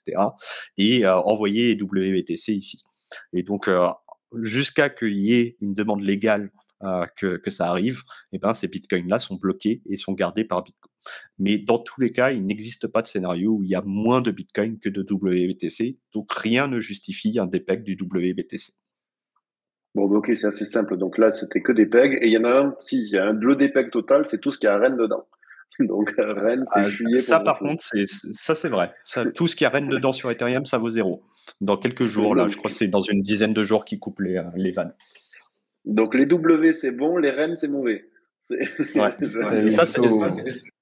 Pardon. Ouais. Allez-y. Ouais, vas-y, pardon. Désolé. Non, t'avais eu Solana BTC ou Solana Ethereum, là, ça a été la cata, par contre, où Alameda était justement custodian et émetteur de ces actifs synthétiques enveloppés. Et eux, par contre, ont vu leur prix divisé par 4 ou 5 sur Solana, pour le coup. Le SO BTC, le SO REN, etc. Triste histoire. Alors, moi, j'ai une question de pronostic, là, messieurs. Évidemment, il n'y a pas de bonne réponse. Hein.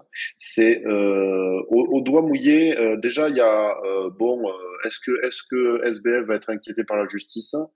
Ça, c'est mon première question. Bon, moi, j'ai tendance à penser que oui, mais bon, je suis peut-être un peu naïf. Combien de temps il va falloir pour résoudre le case, c'est-à-dire que le retail ait accès aux miettes qui restent, et à votre avis, quelles seront-elles ces miettes? Donc, prison ou pas, combien de temps pour résoudre le case et quelle proportion des miettes? 3 questions. Je vais je fais à chacun d'entre vous. Très rapidement. Prison, oui, mais moins que les gens pensent. Récupérer en 10 ans. Je rappelle aux gens que Mt. Gox, c'est toujours pas terminé. Oui. L'affaire est plus simple. Donc, franchement, allez de l'avant. Si vous avez perdu de l'argent sur FTX, je suis vraiment désolé pour vous. On a tous, nous qui sommes là dans la crypto depuis un petit moment, on s'est tous pris des baffes. Là, vous vous en êtes pris une. C'est jamais quelque chose qu'on souhaite, mais allez de l'avant. Ne stoppez pas votre vie et ne basez pas vos projets sur un jour je vais récupérer cet argent. Parfois il faut recommencer de zéro. Ça nous est arrivé. Moi, ça m'est arrivé. Refaire son DCA et en tant qu'investisseur, il y a des risques et on peut réévaluer ces risques et aller de l'avant, mais vraiment ne pas s'arrêter là parce que il y a peu de chances qu'on revoie de l'argent là-dessus. Et si on revoit de l'argent là-dessus, ce sera pas $1 pour $1, ce sera quelques dizaines de centimes au mieux. Là-dessus, donc faites vraiment attention à vous là-dessus. Et la troisième question, je sais plus ce que c'était, pardon. Non, c'est ça, c'est ta réponse. C'est ça avec moi, net. Ah bah voilà, des miettes, voilà, c'est ça, la troisième question, des miettes. Moi, je partage sur la temporalité, je suis partagé. Vas-y, Jérémy. Non, moi, sur la prison ou non, j'aurais aimé dire oui. J'aurais aimé dire oui, mais je pense pas. Honnêtement, je me dis, si je joue très très bien le coup, c'est incroyable. C'est assez évident qu'il y a de la fraude, mais je veux dire, avec tout ce qui sort récemment, que c'était juste de l'incompétence, et il y a une certaine... Après, je sais pas en fait s'il va être attaqué concrètement ou pas, Mais donc, à voir s'ils arrivent à faire passer ça pour de la compétence. J'imagine que ça sera pas de la prison. Donc voilà. En termes de durée, j'ai l'impression, enfin, j'aurais tendance à dire que ça va être plus rapide que typiquement genre Mongox, ce genre de choses, parce que j'ai l'impression que c'est un peu plus clair entre guillemets. Je veux dire, il y a un historique des transactions, etc. quand même. Je pense qu'il peut être un peu plus clair. Donc j'aurais tendance à dire 7 ans plutôt. Sur ça, mais bon, ça reste hyper long. Merci. Pas sur les 2 ans.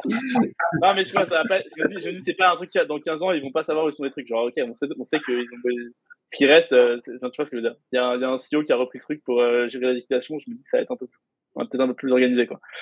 Et en termes de miettes, miettes, il y aura que dalle. Enfin, je veux dire, on parle de. Vas-y. Centimes sur le dollar, je pense. Enfin, c'est pareil. En dessous de 10 ou pas? On est 2 digits Je sais pas, en vrai, je sais pas, mais je veux dire, le trou, c'est quoi? C'est 10 milliards? Je veux dire, c'est impossible qu'ils ont pas d'assets qui couvrent ça du tout. Enfin, je veux dire, c'est. Oxy, peut-être. Ouais, mais je sais pas. Franchement, j'aurais dit ça. Ouais, mais parce que limite, il y a le real estate, tous ces trucs-là qu'ils ont acheté, s'ils arrivent à lier à la boîte, tout ça, bon, peut-être. Mais... C'est pas assez, je pense. Le real estate, ça parle de quelques centaines de millions. Ouais, c'est ça, exactement. Sur 10 milliards, ça reste vraiment inconséquent, quoi. Donc, le trou est gigantesque, donc il y a très très peu d'espoir. J'ai du mal à comprendre comment tu perds autant d'argent. Enfin, je veux dire. Moi, c'est mon point de vue là-dessus. C'est comme si tu avais un joueur de poker qui avait des miroirs dans toute la pièce, qui voyait les cartes de tout le monde, puisque c'est ça, hein, Alameda était contrepartie dans FTX, donc il tradait contre les utilisateurs, et qui en plus avait des as dans la manche, c'est-à-dire il pouvait utiliser les fonds des utilisateurs pour aller farmer de la défi. Ils ont quand même réussi à perdre de l'argent, quoi. Putain, les mecs sont pas nuls, c'est les pires du monde, quoi. Moi, ce qui m'énerve le plus, c'est pas la fraude, c'est la stupidité et l'incompétence du truc, quoi. En fait, quand tu joues à un jeu en trichant et que tu arrives à perdre, c'est vraiment que t'es pourri, quoi. Mais le truc, c'est que justement, c'est que t'es pourri, mais le truc, c'est que de base, ces gars-là, je veux dire, c'est tous des traders de chez Jane Street, etc. On rentre pas chez Jane Street et faire 4 ans là-bas, si on est pourri, tu vois. C'est ça que je trouve fou. Comment ils en sont arrivés là? Ça paraît vraiment. Mais c'est pour ça que c'était dur à voir. Parce que c'est des gamblers. C'est des gamblers et des drogués aussi, apparemment. Et je pense qu'il y a eu les premières pertes, et on est dans le même truc que Triaro Capital. C'est-à-dire, il y a eu les premières pertes, et au lieu d'avoir l'humilité de dire, bon, on s'est pris une tôle, on va se calmer, et on va annoncer quelques pertes, parce que je pense qu'au début, les pertes n'étaient pas si impressionnantes. Ce qui les a tués, c'est un peu de se dire, je vais me refaire. C'est le mec qui a perdu de l'argent au casino et qui augmente les mises pour récupérer l'argent perdu. Ouais. Exactement. Et c'est vraiment dans ce scénario-là où les mecs se croyaient vraiment meilleurs que tout le monde. Ils se croyaient vraiment intouchables. Et la preuve, c'est que ça nous a tous surpris, cette histoire. Moi franchement, je classais FTX dans les trucs safe. C'est clairement. Et je me suis fait avoir comme un bleu. Parce que le mec était fort. Il a réussi à tromper tout le monde. Il a trompé la communauté, il a trompé les politiciens, il a trompé tout le monde, quoi. Et en essayant de se refaire, il a pris de plus en plus de risques, qui a fait de plus en plus de pertes, qui l'a mené à faire de plus en plus de risques, et c'est l'histoire triste, cliché du mec qui perd au casino et qui perd un peu et qui au final perd tout parce qu'il essaye de se rattraper, quoi. Ok, j'ai deux dernières questions qui font suite. C'est du coup, une des pratiques, c'est de sortir les cryptos des exchanges pour les mettre sur des wallets. J'ai vu, il y avait MetaMask qui commence à traquer un petit peu. Quelles seraient vos recommandations de wallet, en fait, tout simplement? Qu'est-ce que vous recommandez comme wallet? Ledger. Moi, j'utilise mon Ledger et MetaMask. Ledger. Moi, en fait, il y a tout projet à trois choses. Les équipes. Et chez Ledger, c'est des devs qui sont hyper cool et j'aime bien les gars qui bossent chez Ledger. Un CEO, moi je peux pas le blairer, mais ça c'est su. Et un produit, et le produit Ledger c'est le meilleur du monde. Et du coup, quand on a 2 sur 3 qui sont très bons, je recommande les yeux fermés. Après, tu as Frame, quoi, tu peux combiner avec, qui est vraiment au niveau de l'OS, un wallet privacy-centric, et je pense qu'il faut juste choisir un RPC qui n'est pas celui de Consensus ou une Fura, je crois, celui qui est par défaut sur MetaMask.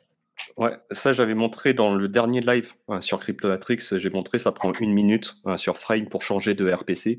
Vous allez sur chainlist.org, vous avez une liste de RPC publics, vous pouvez changer. En fait, MetaMask ne traque pas directement votre IP, c'est Infura qui le fait, et en fait, une partie à un consensus, et Infura est de base sur la plupart des wallets, c'est le plus gros provider de nœuds publics sur Ethereum, mais c'est à vous. Vous avez tout à fait la possibilité de changer, et si vous n'êtes pas d'accord avec la collecte d'informations, moi par exemple je suis pas d'accord avec la collecte d'informations, donc je n'utilise pas Infura, et il existe de nombreuses solutions qui sont gratuites, et vraiment changer ça vous prend 1 minute. Donc tu veux que je montre comment faire en une seconde? Oui, vas-y, ouais. Franchement volontiers, c'est très sympa de ta comme part. ça, hop. Donc moi j'utilise Frame. Attends, je présente, partager l'écran. Tac, tac, tac. Hop, là, vous voyez mon frame sur le côté? Non? Ah, t'as un grand écran. Hop, attends, hop. Donc là, c'est mon frame sur le côté. Sur frame, on clique ici. Et les informations. Donc là, mainnet, je suis connecté à mon propre nœud. Mais si vous n'avez pas votre propre nœud, c'est tout à fait acceptable et ça peut quand même fonctionner. Chainlist, okay. Vous allez sur chainlist.org, chainlist singulier.org, vous tapez sur Ethereum Mainnet, vous cliquez dessus, vous allez avoir toute une liste. Donc là, par exemple, je vais prendre Anchor. Anchor, c'est très bien, ça fonctionne, mais vous avez d'autres choses aussi. Et ensuite, dans votre wallet, ça s'appelle RPC sur MetaMask. Là, c'est un truc qui est différent. Dans Custom, vous copiez-collez cette adresse-là, et voilà, là, vous êtes connecté. Et en fait, le primary qui serait MetaMask, là, c'était Anchor, mon primary, mais vous le virez. Mais quel serait le second? T'en mettrais un second? Quel second tu choisirais? Tout ce qui est ici, sauf Flashbot. Flashbot, ils font de la censure, donc ne les utilisez pas. Mais tout ce qui est ici, c'est bien. Et tout ce qui est ici, c'est safe. Ça faisait partie des questions du chat. C'est organisé par la communauté, ça appartient pas à une entreprise, ça appartient au gars qui fait Défilama. Et c'est complètement open source et il fait de la curation, c'est vraiment de la qualité. Il peut pas vous arriver... après, tout le monde dans l'écosystème, s'il vous arrive à quelque chose de mauvais en utilisant Chainlist. Ok, merci beaucoup. Merci beaucoup. Alors, c'est vrai qu'on commence à entrer dans le format selon la formule, hein, mais t'en as dit un mot, j'ai quand même une question aussi, je te tiens, hein, je suis désolé, hein, moi je pourrais te tenir des heures. C'est justement, ce sujet de Flashbot et de censure de transactions, c'est vrai que c'était un sujet sur Ethereum. C'est monté très haut, là je crois qu'on a atteint un point d'inflexion. Une réflexion intelligente là-dessus, à nous faire parvenir. Vas-y, Jérémy, si tu veux. Sinon... Honnêtement, Flashbot, je connais bien l'équipe des fondateurs, mais à part ça, je t'avoue que j'ai pas beaucoup suivi le produit, à part voilà, les Flashbot blocks qui permettent d'éviter les attaques. Mais sinon, enfin, j'ai vu ce qui s'est passé un peu sur l'affaire de, je crois que c'était en A2Cash, mais à part ça, j'ai pas beaucoup suivi, honnêtement. Alors, sur Flashbot, en fait, le point d'inflexion. Alors, pourquoi il y avait autant de censure? C'est parce que Flashbot MIVI, donc le relais qui va... En fait, quand on stake sur Ethereum, on propose des blocs. Et en fait, ces blocs, il faut les remplir de transactions. Et en fait, soit on le fait soi-même en analysant la même pool. Et en fait, notre logiciel va construire un petit peu en prenant les transactions qui traînent. Soit on relaie. Alors, en fait, on a cette capacité de créer un bloc et on délègue le remplissage de ce bloc à ce qu'on appelle un relais. Et en fait, Flashbot, c'est le relais le plus efficace de l'écosystème. Et c'est les meilleurs du monde, parce que c'est les meilleurs du monde en MIV, Miner Extractable Value. Et en fait, ils arrivent à construire les blocs d'une telle manière que c'est le plus rentable de faire comme ça. Donc, la plupart des gens utilisent Flashbot parce que c'est rentable. Flashbot n'est pas vraiment une équipe qui a envie de faire de la censure, mais ils sont américains. Donc, en fait, ils n'ont pas le choix. Ils doivent censurer et suivre les règles américaines parce que sinon, c'est criminel. Et les Américains, ils rigolent pas du tout avec ça. Et quand tu as une entreprise, t'as pas envie d'aller en prison. Donc, ils censurent. Par contre, il y a en fait Flashbot, la structure, l'architecture est open source. Et ils ont sorti un nouveau produit là qui permet de déléguer un petit peu le truc et notamment d'avoir un peu les avantages sans les inconvénients. Donc là, il y a de moins en moins de gens qui font Flashbot pur, qui censurent, mais ils arrivent à utiliser la technologie Flashbot avec des relais qui censurent pas. Et du coup, toujours de la censure parce que Flashbot, ils sont très très bons. Et ils auront toujours des parts de marché, mais on voit que leur part de marché commence à diminuer parce que on n'est plus dans laquelle on est quelques semaines où soit tu gagnais le maximum mais tu censurais, soit tu gagnais vraiment pas grand-chose, mais tu censurais pas. Là, il commence à y avoir des produits entre les deux qui intéressent des gens et qui se disent bon, ok, je vais gagner peut-être un tout petit peu moins, mais je vais pas censurer. Et donc, c'est ce fameux site, hein, je sais pas, j'ai plus le lien exact, mais qui partageait beaucoup MIV. Les maximalistes Bitcoin, ils adorent ça. Voilà, c'est mivwatch.info. On est passé de 90% à 72% en même pas 10 jours là depuis que le produit est sorti. Et a priori, on sera sur du moitié-moitié, quoi. Moitié-moitié, ce qu'il faut bien comprendre, c'est que si la moitié des blocs sont censurés, c'est que si on fait une transaction qui est censurée, mathématiquement, alors ça marche pas comme ça, il y a un principe de variance, mais au lieu d'attendre 12 secondes en moyenne, on va en attendre 24. Donc mi-minute au lieu de prendre un quart de minute. De toute façon, c'est pareil sur Bitcoin. Hein. Je veux dire, si les hacheurs, souvent, ils choisissent pas ce qui est mis dans un bloc, ce qui est fait par la pool de mining. Et si la pool elle décide de pas traiter certaines transactions et d'en traiter d'autres, voilà. Donc, mais du moment qu'il y en a un qui te traite, en fait, je veux dire, même avec 1%, ça serait 100 fois plus long, et ça passerait. Mais, ouais. Bon. Okay. Donc aujourd'hui, sachant que les listes FAQ, c'est les pools Tornado Cash, qui a priori, sauf si on est développeur, c'est difficile à accéder aujourd'hui, puisqu'il n'y a plus de front-end, etc. Donc les contrats sont toujours là, hein, ça fonctionne, mais 99% des gens n'ont plus accès parce que ils n'ont pas forcément les capacités techniques d'interagir avec les smart contracts et 3 adresses nord-coréennes, quoi. Donc ça concerne pas beaucoup de gens. Hein. Je suis prêt à parier que personne qui nous écoute a eu une transaction qui avait échoué sur Ethereum, parce que de toute façon, il y a suffisamment de trucs non compliant pour que même ces transactions-là, elles finissent par passer, et dans des délais qui sont pas, on parle pas d'une heure, quoi. Donc les maximalistes aiment bien mettre ça en avant, mais en même temps, c'est ça le choix. Hein. Tu peux choisir si tu as envie de censurer ou pas, et ça fait partie de la blockchain. Okay, j'ai une petite pique pour toi. D'ailleurs, tu avais toi-même fait expérimenter le blocage de masse sur Twitter. Est-ce que tu nous en dirais quelques mots? C'était quoi que tu as utilisé j'ai utilisé quel procédé? Je vais pas en faire la pub, mais j'ai utilisé un bot qui fait ça tout seul. Et bon, après, moi, je pratique le blocage temporaire, c'est-à-dire je mets les gens au coin. Je bloque jamais les gens à vie, parce que je pense que voilà, je suis pas. Tu restes optimiste dans l'âme. Voilà, je reste optimiste pour tout le monde. Et donc voilà, je bloque pour. Avant c'était 3 mois, là j'ai décidé de changer le bot et maintenant c'est 3 semaines. Je suis encore parce que c'est bientôt Noël et j'aimerais pas avoir des gens bloqués à Noël. Donc normalement à Noël j'aurai 0 personnes bloquées. Et voilà. Et en gros j'ai utilisé le bot. Il y a un compte de harcèlement dont je vais pas donner le nom. Non, mais le concept, c'est quoi? Ça marche comment? En fait, on lui donne un nom d'un compte, et en fait, tous les gens qui follow ce compte-là sont bloqués pour une période donnée, etc. Ok, mais alors tu sais que moi, je suis une belle ribambelle d'imbéciles. Hein. Parfois, c'est hyper radical comme outil. Ouais, c'est un following malsain que j'ai, tu sais, parce qu'il y a des gens, tu vois, je peux suivre Avi Heisenberg, qui est quand même d'une toxicité à toute épreuve, et je pourrais me retrouver dans la rafle. Ok, mais bon, 3 semaines, écoute, 3 semaines, je serai lavé de mes péchés. Voilà, donc je suis pas.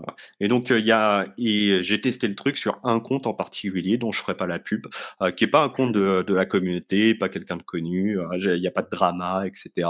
Mais il y a un compte qui fait du harcèlement sur un de mes amis, et du coup je me suis dit si tu veux follow quelqu'un qui fait du harcèlement, t'as fait ton choix, follow ce compte-là que je ne citerai pas, ou follow mon ami et moi-même. C'est l'un ou l'autre. Et il y a 3 semaines pour réfléchir si on a fait un choix qui est de l'autre côté. Ouais, Au final, c'est plutôt faire, hein, c'est pas une grande punition. Hein. Après, ils savent pas forcément. Le problème, c'est que si tu sais pas forcément, tu te retrouves à plus avoir Marc Geller. Mais bon, écoute, tu peux quand même regarder les live Twitch du Journal du Coin ou d'autres. Exactement.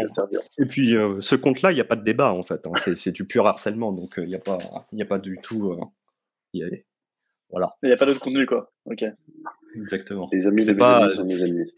C'est pas quelqu'un qui serait déplaisant ou non, c'est quelqu'un dont l'ensemble de la présence online est faite pour nuire. Donc a priori, laisse tomber quoi.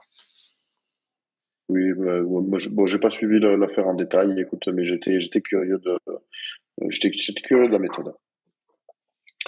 Mais moi, j'ai fait plus ou moins le tour. Est-ce que vous avez quelques dernières points importants qui n'auraient pas été abordés? J'ai fait plus ou moins le tour, moi, de mes questions d'actualité. Vous serez bien évidemment invité à revenir pour d'autres sujets. Je suis sûr que l'actualité ne manquera pas de nous nourrir.